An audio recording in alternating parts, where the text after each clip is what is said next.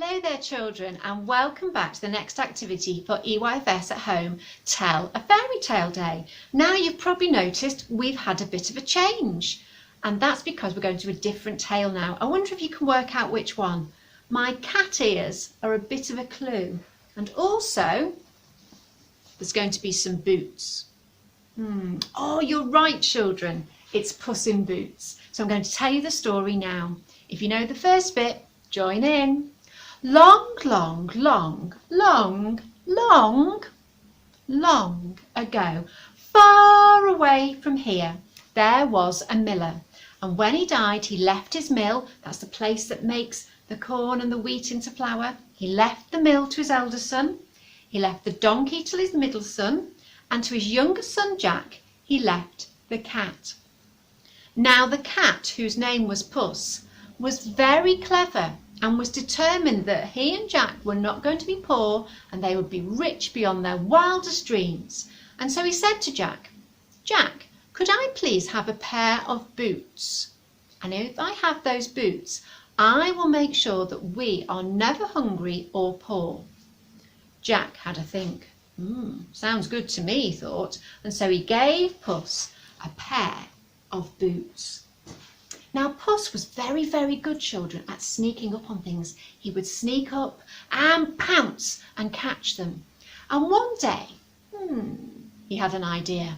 He snuck up and he pounced on some pheasants. They're types of birds, children, and he took them to the palace. "Your Majesty," he said, "please accept these pheasants. They are a gift from my master, the Marquis of Carabas."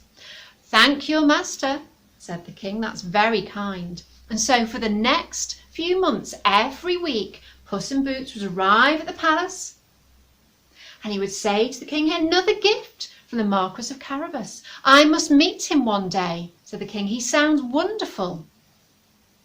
One day, Jack was out and he was having a wash in the river. He'd taken off his clothes and he was in the river. And when the king's carriage came by, Puss said, "Stay in the water, I've got an idea." And he ran up to the carriage. He said, "Oh, your Majesty, my master, the Marquis of Carabas, he's in the river. His clothes have been stolen by thieves. Please help." "Oh, goodness me," said the king, "of course." And he sent for some fine clothes.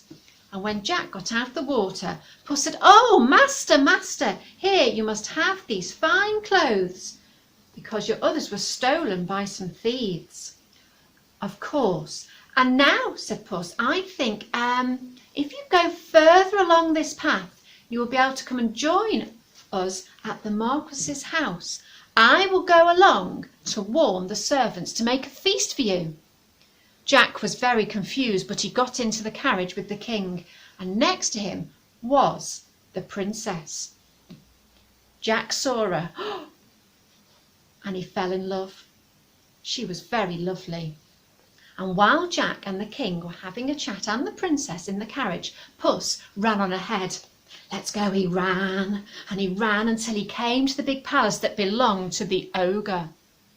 Puss gulped, knocked on the door.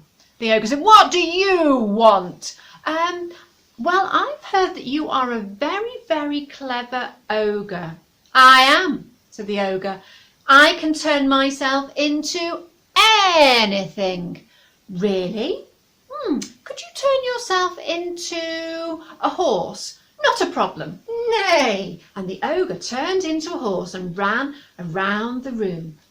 "That's quite impressive. Can you turn yourself into a lion?" "Roar, of course," said the ogre. And suddenly a great big lion was in the room. Puss wasn't very keen on that. How about a small animal? You are so big and strong. I don't think you could turn yourself into a small animal, say like a mouse." "Squeak, squeak." "Of course I can," said the ogre, who was now a little mouse. "That's funny. I love mice," said the cat. "My favourite." Pounce! And he pounced on the mouse and gobbled it up. Well, all the servants were delighted. The ogre had not been a kind master, and they said, What can we do to say thank you?" "This is what you may do," said Puss.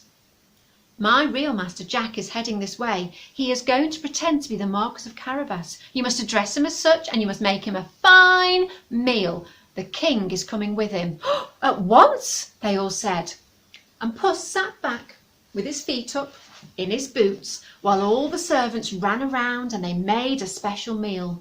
And when the king and Jack and the princess arrived, everything was ready. The king was very impressed. "Well, goodness me, Jack, I think I would like you to marry my daughter."